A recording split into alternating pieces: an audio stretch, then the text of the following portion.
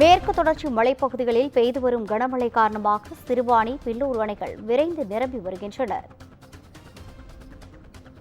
கனமழை காரணமாக சிறுவாணி அணையின் நீர்மட்டம் ஒரே நாளில் 2 அடி உயர்ந்து 21.55 அடியாக உயர்ந்துள்ளது. 78 அடியில் இருந்த பில்லூர் அணையின் நீர்மட்டம் ஒரே நாளில் 8 அடி உயர்ந்து 86 அடியாக உயர்ந்த நிலையில் பில்லூர் அணையிலிருந்து 6000 கன அடி நீர் பவானி ஆற்றில் வெளியேற்றப்படுவதால் ஆற்றில் நீரின் வேகம் அதிகரித்துள்ளது.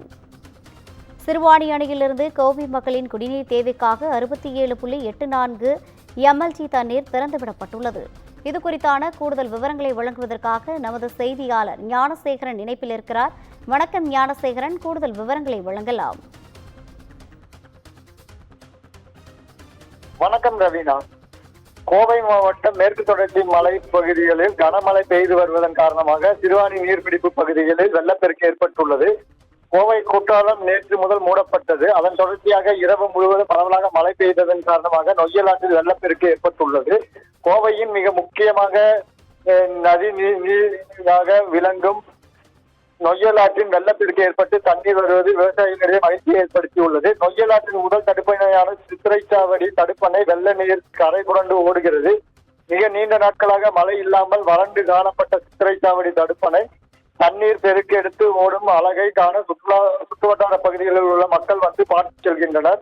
நீரின் அளவை மேலும் அதிகரிக்கக்கூடும் என்பதால் அதனால் பாதுகாப்பு கருதி தொண்டாமுத்தல் காவல்துறையினர் அங்கு பாதுகாப்பு பணியில் ஈடுபட்டு வருகின்றனர். இதே போல் கவி அருவி, ஆனமலை புலிகள் காப்பகத்தில் உள்ள கவி அருவி தமிழகத்தில் முக்கிய சுற்றுலா தலமாக ஒன்றாக விளங்குகிறது. இந்த கவி அருவியில் தண்ணீர் வரத்து இல்லாததால் கடந்த 5 மாதங்களாக சுற்றுலா பயணிகளுக்கு அனுமதியின்றி அருவி பூட்டப்பட்டு இருந்தது.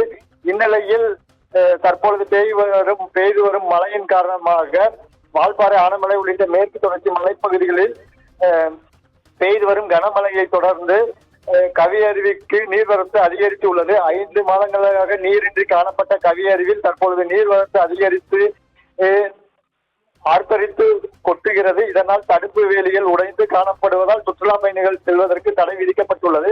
நீர்வரத்து சீரானவுடன் சுற்றுலா பயணிகள் அனுமதி அளிப்பது பின்னர் அறிவிக்கப்படும் என வனத்துறையினர் தெரிவித்துள்ளனர். ரவீனா, கூடுதல் விவரங்களை வழங்கியமைக்காக நன்றி ஞானசேகரன்.